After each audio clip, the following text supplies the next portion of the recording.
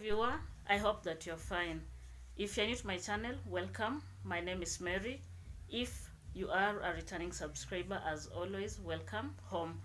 I hope that you're fine and you're ready for this video. So I want us to take time and reflect on the activities that we need to engage our teenagers, especially now when they're at home for recess.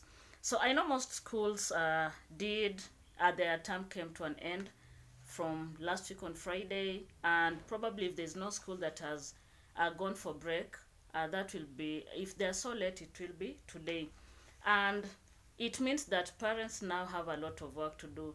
You know, it is very simple when students are at school, because at school, they are taken care of. We have the school rules and regulation.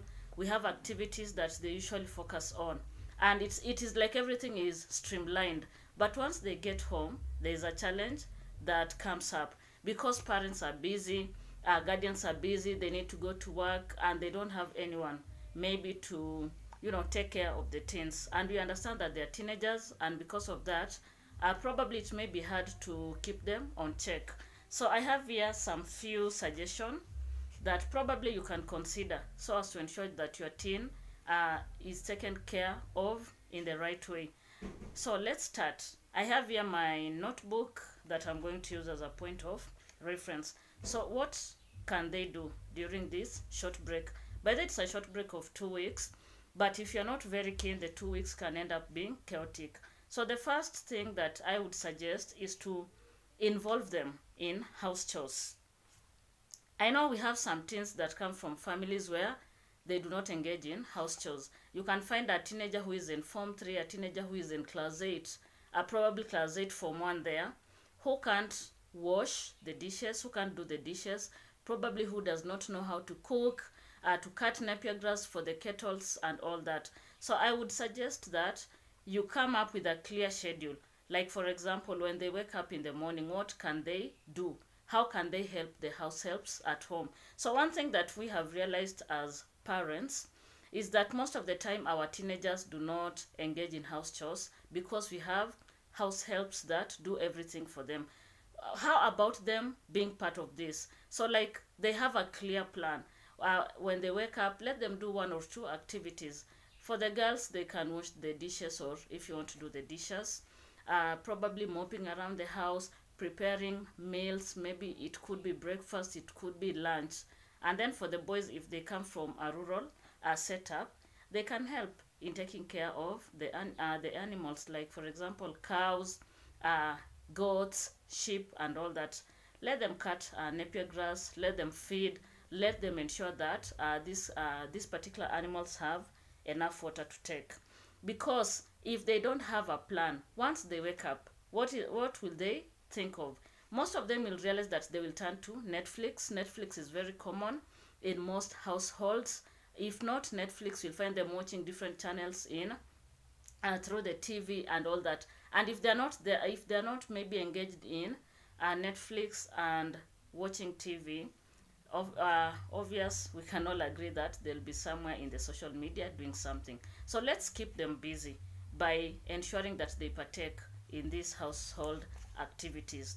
The second thing is creating activities. So which activities am I referring to? So when you look around the area you come from, it could be you stay in town or in a rural setup. There are so many workshops that usually come up, or come up during school holidays. And these are workshops that usually focus. In fact, their main target is usually the youth or the teenagers. So look around. You'll not miss one workshop. Go find out the type of organization that is sponsoring the workshop, what they intend to do within a specific period of time, so that you see whether it is fit for your child, so that they can keep themselves busy. Apart from that, we have church functions. Please let us allow them to go to church or to go to mosque or whatever their religion is, so that they become busy. We have a lot of church functions that are usually carried on in like weekly or over Sunday, Saturday. So find something that can keep them on their toes. And then another activity could be sports. Uh, Mostly we have like nowadays we have most organizations that do sponsor sports. You could find a club within your area or the nearest town that you come from, so that during holiday your child can go and keep themselves busy. They could be playing soccer, it could be skating, chess, or whatever, so that they are busy. You know, when they are busy, they'll have less time in their hands to be mischievous. And then the second thing is on academic focus. So we all know that academics is very important. So how can you engage them during this holiday? So for academic aspect or the academic matters, I would suggest that you maybe try and find a coach, an academic coach, to guide them. This coach could do it in so many ways. It could be virtual, like maybe through the internet or any other way of doing it. It could be a one-on-one session, like for example, you can get a coach that you trust, so that they come to your house and enable your children to do something, especially in subjects that they did not perform well. Apart from that, you can have maybe a coach who can give them notes, give them past papers they do, and then they mark for them. You'll realize that most of the teenagers, when they go home, they carry a lot of books. This one is obvious. We all know. And we've seen they carry a lot of books, big bags, but once they get home, they don't utilize the books. So come up with a clear plan. Like in the morning, let them do the household chores, and then in the afternoon or maybe during mid morning, they can be engaged by these academic coaches that I'm talking about. And then in the afternoon or maybe once in a week, they can go out for these sporting activities, and you will agree that it will be very helpful for them. And then the other thing that I want us to think about is, would you allow your teenager to go spend time with some of your relatives?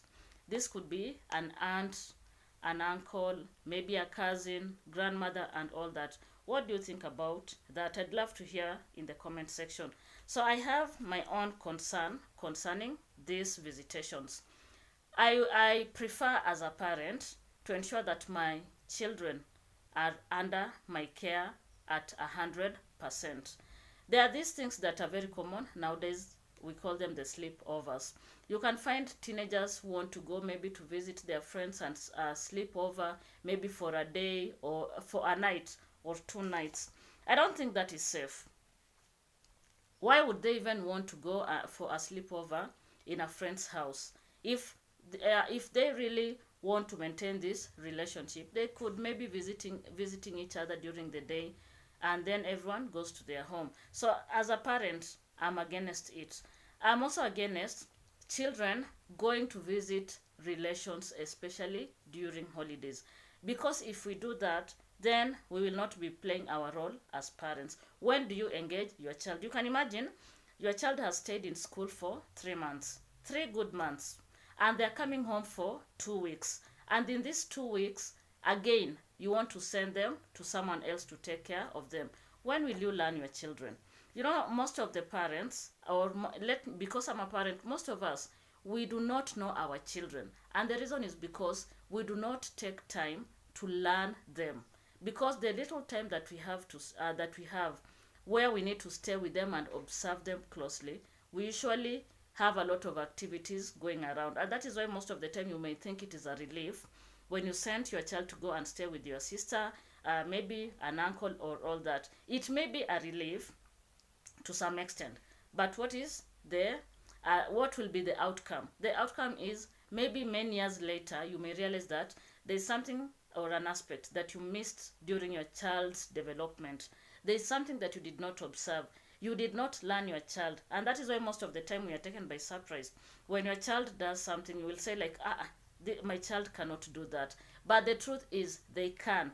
It is only that you never took time to learn them, because if you took time to learn them, then you would not be surprised. So I'm against children going to visit people, and especially when we are supposed to spend time with them. So think about that. That is my own opinion. I'd love to hear your opinion. What do you think as a parent?